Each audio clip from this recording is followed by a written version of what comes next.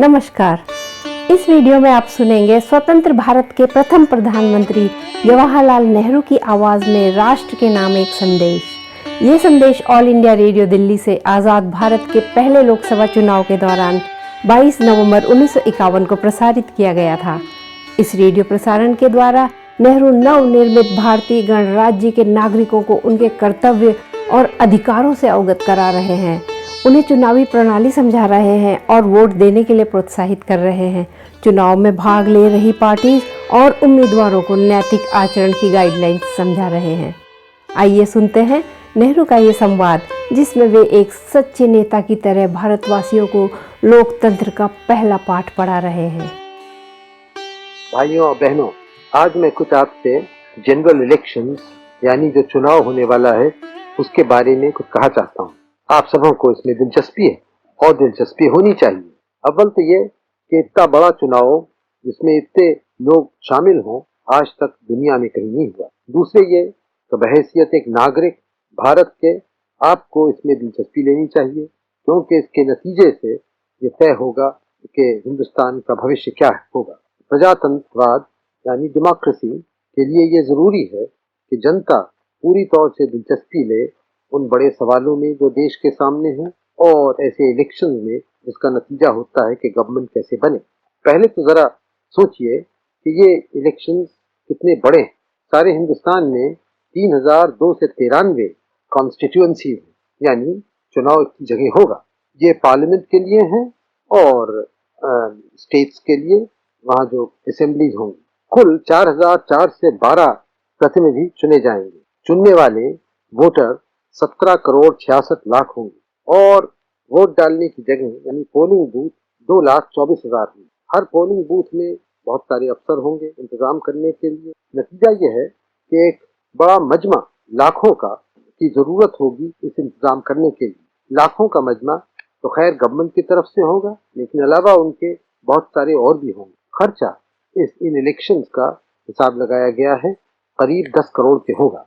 मैंने आपसे जिक्र किया कि कौन वहाँ गवर्नमेंट की तरफ से अफसर होंगे, लेकिन उसके अलावा हर उम्मीदवार की तरफ से भी लोग होंगे। तो आप देखेंगे कि इस इलेक्शन के सिलसिले में कितने लाखों आदमी हिंदुस्तान में इस काम में पड़ जाते हैं, अलावा उनके करोड़ों के जो वोट देंगे। वाकया तो यह है कि सारी गवर्नमेंट का काम का सिलसिला और सारा गवर्नमेंट का इंतजाम उधर झुक जाता है। छोटी सी बात है, लेकिन वोटर्स की फहरिस्तें बनाने में बहुत ज्यादा कागज लगे। छपने के लिए छापे खाने काफी और मुश्किल तमाम वो छपे। अलावा इसके क्योंकि हमारे अक्सर वोटर पढ़े लिखे नहीं हैं बदकिस्मती से, तो उनके लिए रंगीन बक्स जिसमें वो अपने पर्चा डालें, और अलग अलग रंग हैं, इससे बहुत सारे बक्स रखने होते हैं, उससे खर्चा भी बढ़ता है और ज्यादा मेहनत भी करनी होती है। इस सब का इंतजाम इलेक्शन का एक केंद्रीय इलेक्शन कमीशन है, उसके सपोर्ट हर प्रदेश में अलग इलेक्शन कमीशन, लेकिन कि सही इंतजाम गवर्नमेंट की तरफ से हो, ये चीज कामयाब हो नहीं सकती जब तक कि आम जनता का सहयोग इसमें न हो। आप जानते हैं कि बहुत सारे दल और पार्टी अपने तरफ से उम्मीदवार खड़े कर रहे हैं। अलावा उनके ऐसे भी उम्मीदवार हैं जो एक आज़ादी से अपनी तरफ से खड़े हुए हैं, बगैर किसी दल या पार्टी से संबंध रखते। ये बात आपको याद रखनी कि इस मामले में हर एक को बराबर का मौका मिलना चाहिए, चाहे हर पार्टी को और हर उम्मीदवार को। ये बात कि कोई एक पार्टी के हाथ में गवर्नमेंट है, इससे कोई फर्क नहीं होना चाहिए। यानी जो लोग गवर्नमेंट में हैं उनको कोई खास सहूलियत नहीं मिलनी चाहिए। हमने काफी सफाई से इस बात की हिदायत सब प्रदेशों में सब गवर्नमेंट के अफसरों को भेज दी है कि वो अपना काम इस तरह से करें कि उसमें कोई भी तरफदारी किसी के न हो और एक आज़ादी से करें। कानून जो बने हैं उसमें भी साफ साफ लिखा है कि अगर कोई गवर्नमेंट का अफसर तरफदारी करता है, गलत बात करता है, तो उनको सजा हो सकती है। ये भी आप याद रखिए, अगर आप, और खास तौर से अगर आप उम्मीदवार हैं या उनके एजेंट हैं, कि जो कायदे कानून बने हैं इस बारे में वो काफी पेचीदा हैं, उनको आपको अच्छी तरह से समझ लेना चाहिए। नहीं तो जरा भी गफलत हुई तो आपका शायद मुमकिन है आपका नाम खारिज कर दिया जाए या और कोई दिक्कत आपके सामने पेश हो। इसलिए कायदे कानून से समझना चाहिए। आप जानते हैं कि बहुत सारे मिनिस्टर मंत्रीगण गवर्नमेंट के हैं, यहाँ केंद्रीय हुकूमत में और प्रदेशों में।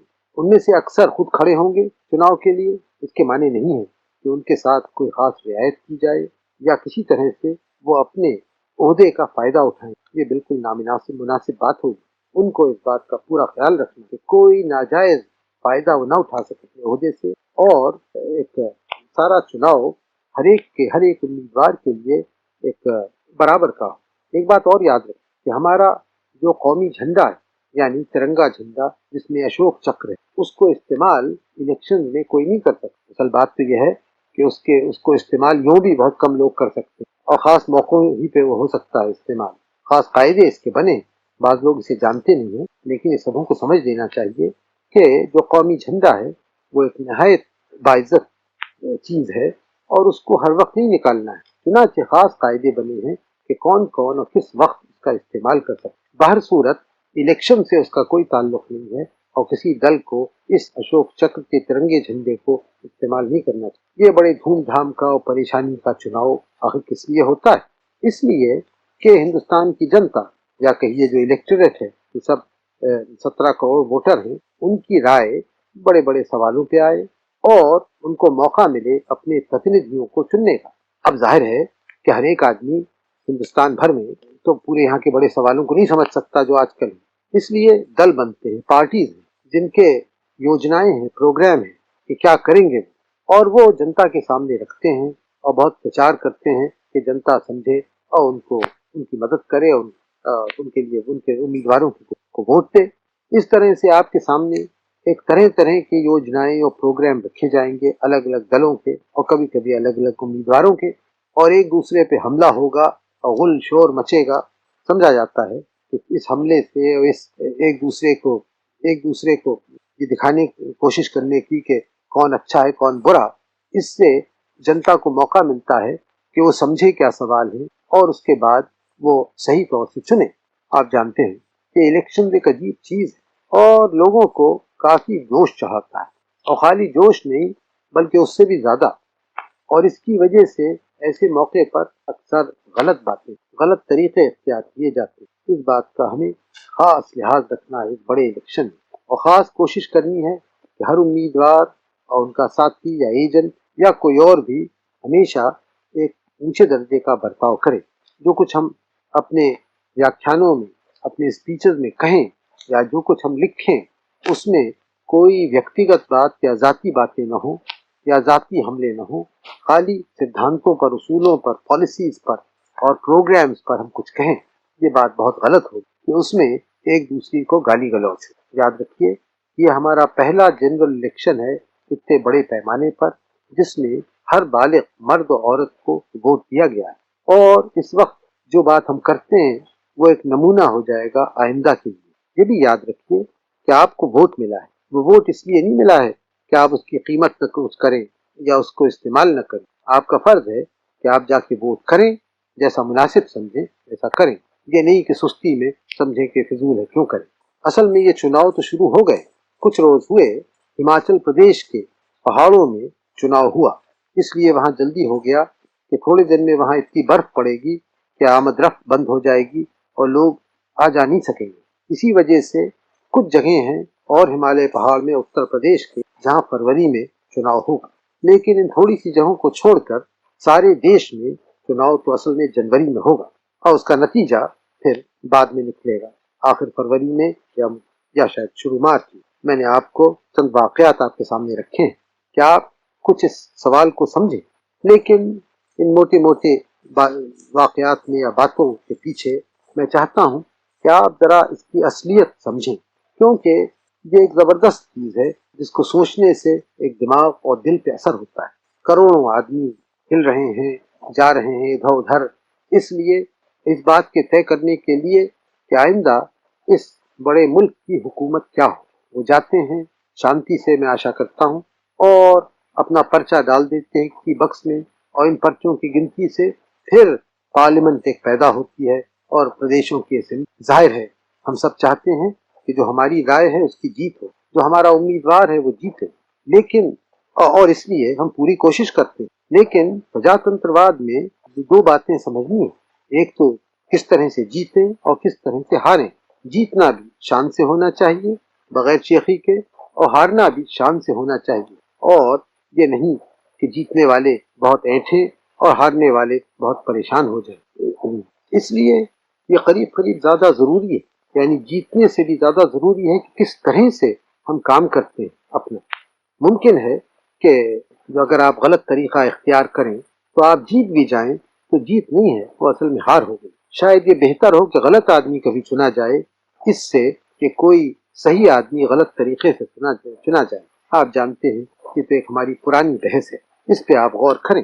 میں اس بات پہ بار بار زور دیتا ہوں اس لیے کہ میری رائے میں یہ زیادہ ضروری ہے کہ کس طرح سے ہم اس الیکشن کو لڑیں، شریف اچھی طرح سے یا غلط طریقوں سے. ہزاروں آدمی اس میں کھڑے ہیں، کچھ جیتیں گے کچھ ہاریں گے.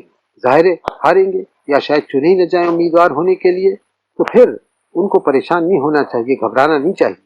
آخر ایسا تو ہوتا ہی ہے، ہر ایک آدمی ہندوستان بھر کا تو نہیں چنا جا سکتا. اس لیے چاہے کوئی صاحب جیتے یا ہارے، یہ کوئی اس میں پریشانی کی بات نہیں ہے. الیکشن تو ہوتے ہیں، پھر ہوں گے.